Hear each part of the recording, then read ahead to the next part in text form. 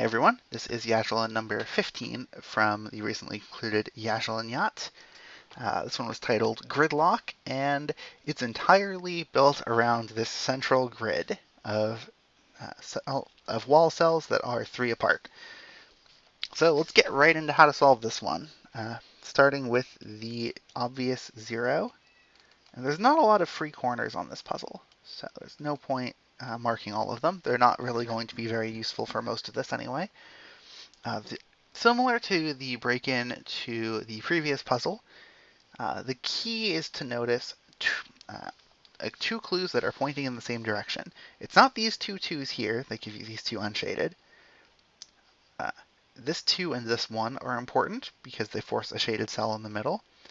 And as we know from elsewhere, anywhere that near an option for a shaded cell, if there is a cell nearby where shading it would force the loop to take all of those cells, you can't shade it. You can do the same thing with this 3 and this 1 over in column number 3. And say there's a shaded cell in both of these. In column 3, it's actually a little stronger because this 2 down is now pointing at 2. And this 3 up now has to have 1 more at the top. However, what we've now noticed is that a kind of overlap, a min-max argument, where we know that there's a minimum of 2 shaded cells in these 2 rows already. And from these 1 clues, we also know that there's a maximum of 2 shaded cells. So, because we've placed 2, even if we don't know exactly where they are, the entire rest of those 2 rows cannot be shaded. And that is very important. Now this 2 down clue gets 1 here on this domino, and 1 forced here, giving us our first shaded cell of the puzzle. And this 3 down clue gets the same thing, with options on this domino, and forced to be here. Now at this stage, there's actually an entry counting deduction that we can do with this 2 left clue. Now, remember that every time we shade one of these cells in one of these dominoes, we're forcing the loop to pass through. And as soon as the loop passes through, that's exactly 1 entrance. So, if we were to shade here and one of these 2, then we would have exactly 1 entrance here, exactly 1 entrance here, and exactly 1 entrance here. That gives a total of exactly 3 entrances, which is odd, which is incorrect. Therefore, you can't have 2 shaded cells over here, so there must be 1 here. And it cannot be this cell because it would fork the line. So let's just carry that a little farther with this 1 giving us here.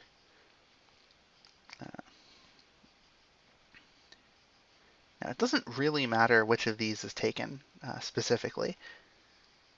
Now another thing that's important is this 1 down clue is now satisfied. It was as soon as we hit there.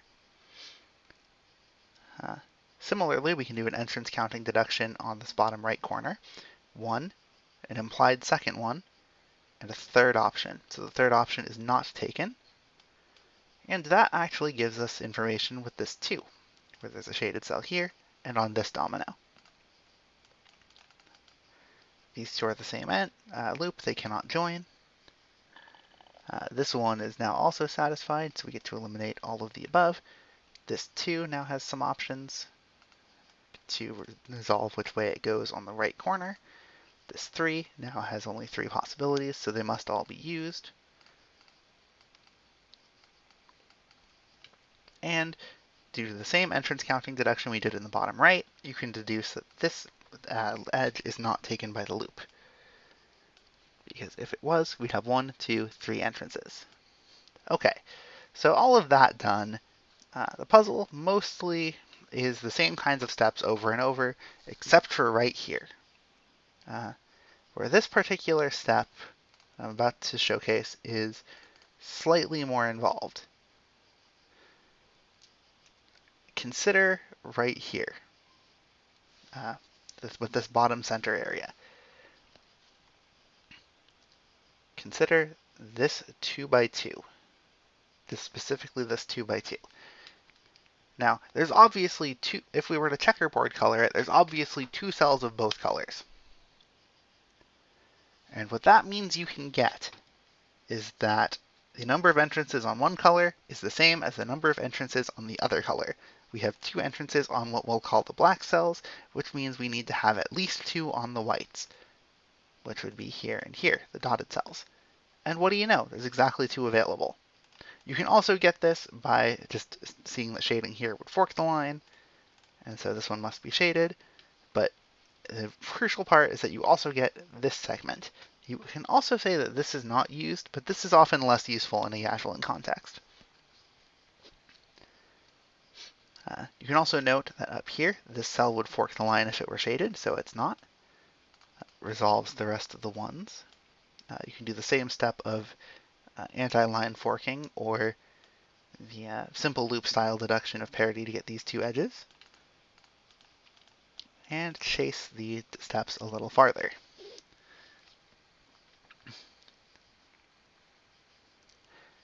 Now at this stage, it's a bit of a trickier step in the top right corner. Again, we can do entrance counting. We have 1 entrance here, we have a 2nd entrance here, and we have a possible 3rd entrance here that must not be taken. That means that shading any cell that would force passage through this corner, such as here or here, are not taken. This then gives the 1 up, forcing a shaded cell in this domino. And at that point, since we also know we can't come up through here, we have to reach these 2 cells, so we have to come back from these 2 cells. And we can do the same with these 2 in the corner. If we were to try to avoid doing this, we'd either create an entrance through the corner, or we would create a self-loop in the corner. So that means this can't meet, as it would create a self-loop or the passage. The same thing happens here. And this is the important step, because now we've created a new corner.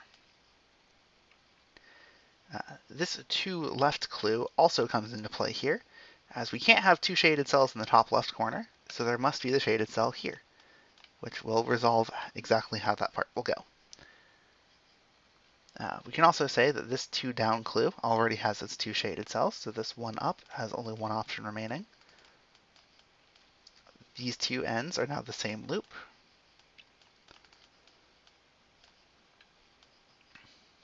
And at this point, there should be something else I can do at the bottom of the puzzle. Right? Okay, at this point we can do another simple loop style deduction of if this edge is not used, then we prematurely close the loop. If this edge is not used, we prematurely close the loop. And, well, that just gives us enough segments to resolve the section out and resolve these 2 left clues. This was available for a while, but it's a little less thematic, so I left it on the table. And finally, the rest of the puzzle is mostly going to be resolved by asking, for example, if I shade here, if I shade a cell, do I close the loop? And if I shade this cell, I close the loop. If I shade this cell, I close the loop. And now, the final corner, you can get to this in 2 different ways. You can either do a big checkerboard argument to say that this cell must be shaded, or you can do the slightly simpler approach.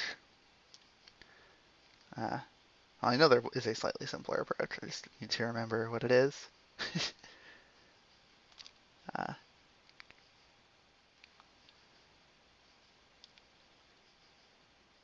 Okay, I don't actually remember the slightly simpler approach. I know I had one when I originally made this puzzle, but you can do a big checkerboard count on this final region and say that you know exactly how many cells will be used except for this one. And so if you try to have this cell be unshaded, then you would just have the wrong amount of shaded cells, and so it must be shaded.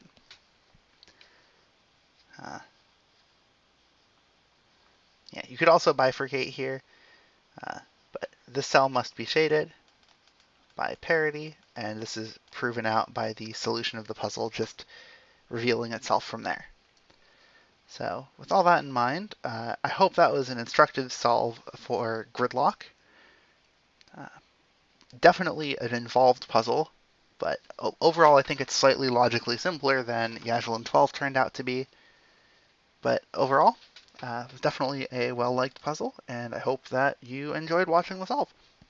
So until next time, which will be the last time for Yajilin Yacht, where I'll walk through Yajilin number 16.